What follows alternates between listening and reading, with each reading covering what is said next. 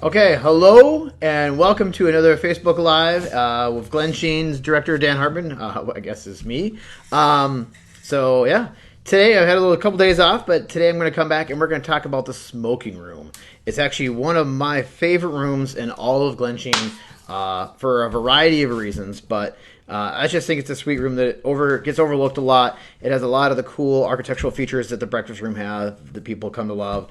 Plus, it's just kind of this little small room that, once again, people just kind of walk by sometimes, and they really shouldn't. So thanks for everyone watching these in the past. It's been kind of fun. And as I usually say, if you have any comments or questions, please make them. I am definitely watching them live to see what people are saying. And I will try to answer questions as they show up. And also at the end, I will take a look through them all again just to see if you guys have any burning questions you want to have answered. Otherwise, I will say I even watch the questions after this is done, and I try to answer them online too. So this is me at my house. So you may see a child. You may hear a child eating in the background right now, which will be my daughter Olivia and Amelia. But otherwise, without further ado, let's do the smoking room. So let's see if I can pull this off well.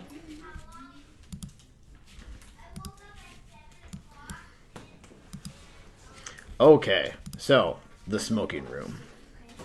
I do this every time where I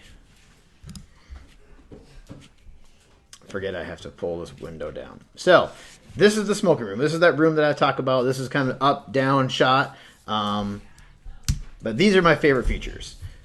And some of the hidden things you normally don't see. So the lights in here are done by the Minneapolis Handicraft Guild, which is one of this great arts and crafts company of Minnesota. It was a company run and operated by a woman, Emma Roberts. And I love the light fixture bottom is actually hand-beaten copper to look like a water lily, which I think is pretty rad. And then you can see here that there is a chandelier coming down from the center, and then there's all these sconces throughout the room as well. And I love how they come out of the woodwork, which I'll talk about later.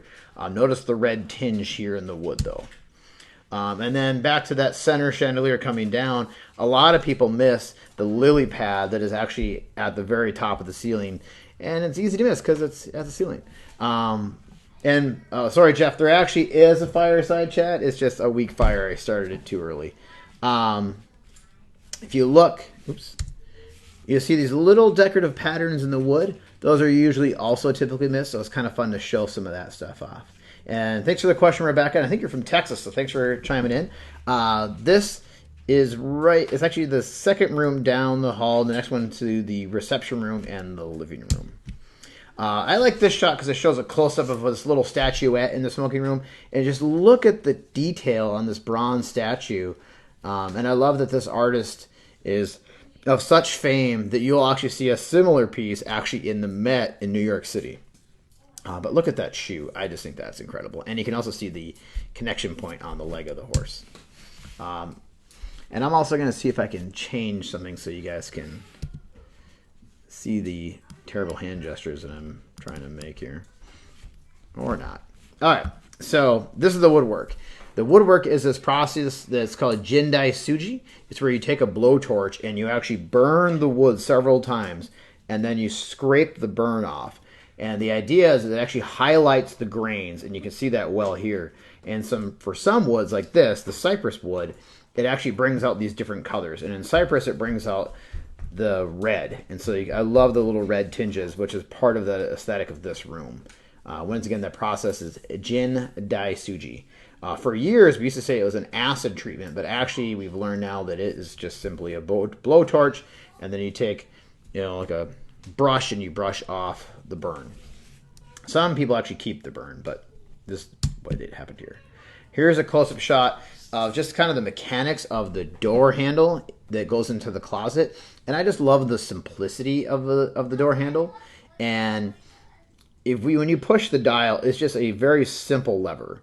And one of the things that's great about the arts and crafts style of that time is just it has this high level of function that you don't see in the Victorian era. And if you could just envision, there's just a solid click to when you push down on this handle. This shows you the andiron in the fireplace, where you can really see the detail that, once again, completely normally missed. Until Brian French, the photographer, shot this, I didn't I didn't even notice that there were lion heads there, which seems super obvious when you see the photo, but it really wasn't. This is the desk. If there was any desk in Glensheen that I would love to make a copy of for my own home or my office, would be this. It is that Jindai Suji Woodwork. You can really see the grains in the wood. It's just a beautiful small partner's desk. But also there's a lot of kind of fun little items on it. So this one here is actually, it looks to be like a paperweight. It's actually a copy of a Chinese form of currency at one point. Looks like Chester picked this up on his travel to China as part of the Pacific Panorama. I love this, lily pad piece here. It's actually made of wood. When you lift it up, it's extremely light. Just a fun little piece. And then the little ink well that you see here, how they wrote back then. And this is one of my favorite family pictures in the house.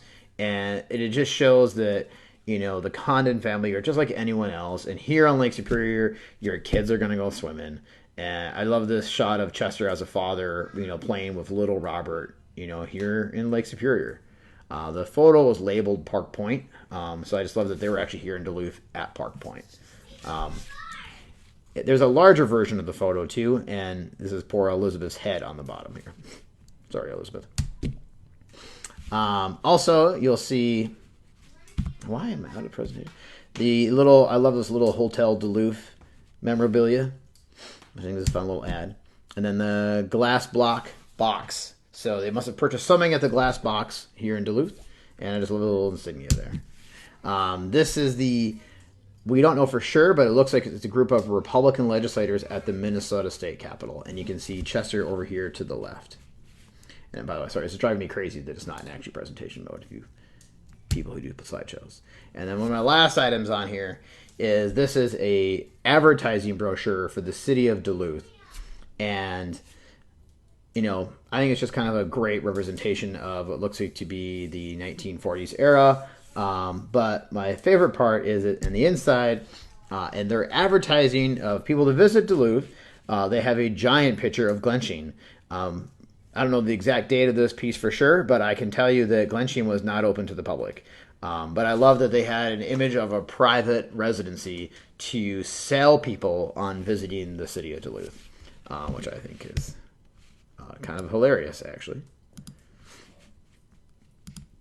So there's my little brief presentation. Once again, I'm trying to make these less than 10 minutes so that people aren't so annoyed with my long-windedness.